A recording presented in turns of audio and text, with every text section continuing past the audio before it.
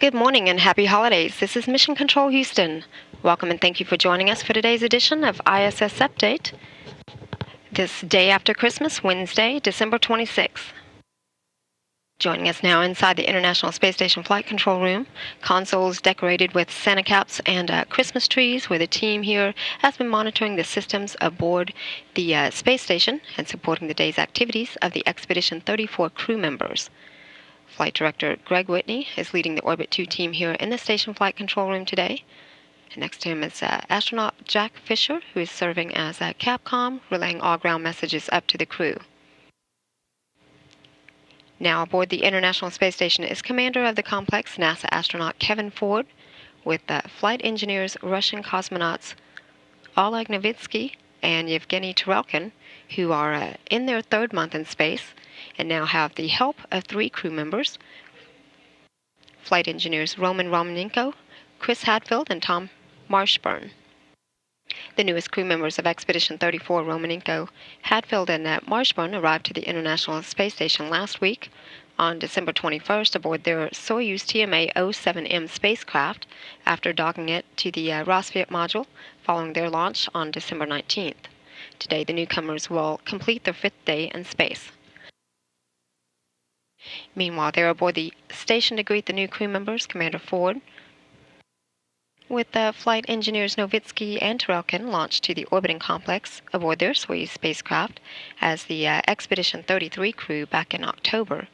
Their vehicle docked to the Poisk module of the space station 2 days after their launch on October 25th, and today they will complete 63 consecutive days in space.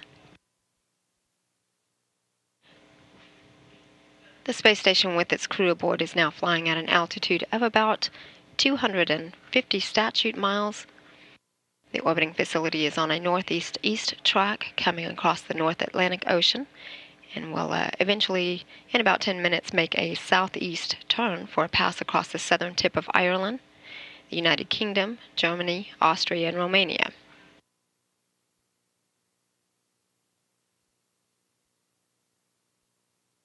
The Expedition 34 crew members began their day with some time this morning for work prep, breakfast, morning hygiene, and a daily station inspection. The crew then kicked off the day with the first of 2 daily planning conferences with ground controllers around the world to review the day's activities and plan for the next set of tasks.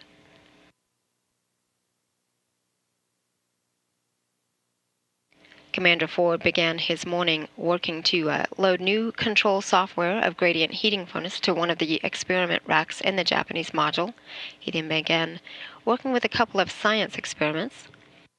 He spent some time reviewing the Lego bricks study that uses the common Lego bricks to demonstrate simple science concepts and how construction works differently in a microgravity environment.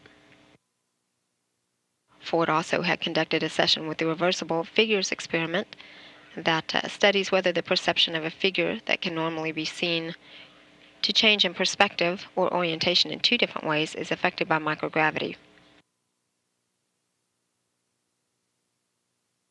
Commander Ford also took time out today to talk with the University of Notre Dame earlier this morning. We'll replay that live in-flight event later during today's ISS Update. Ford and new station resident flight engineer Chris Hadfield had worked together for a function handover review of correct pulley alignment of the Advanced Resistive Exercise device. This is the exercise system that simulates weightlifting here on Earth.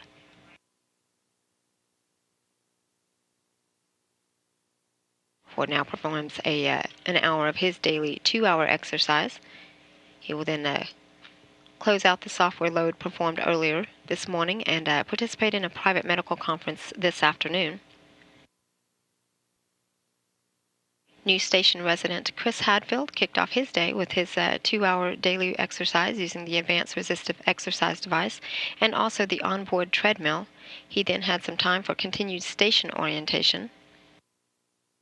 Hadfield then relocated a couple of items stowed in the experiment racks in advance of a couple of experiment operations that will be conducted this week and also next week. Hadfield will participate in a private medical conference, and he'll also perform regular maintenance to the onboard waste and hygiene compartment. Later, he also will perform a session with the reversible figures experiment. And flight engineer Tom Marshburn spent some time this morning with the Lego bricks study. He also had some additional time for space station orientation. Marshburn then conducted a review of the onboard refrigerator known as the minus 80-degree laboratory freezer. This is used to store biological and experiment samples that require refrigeration aboard the International Space Station. Marshburn also will participate in a private medical conference and will have time to work on an entry for the journal study.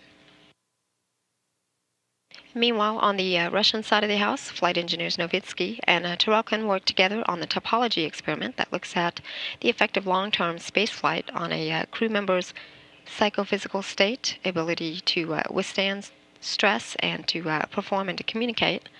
Novitsky performed regular daily maintenance to the SOJ, or the Russian life support system, while also Romanenko had additional time for crew orientation.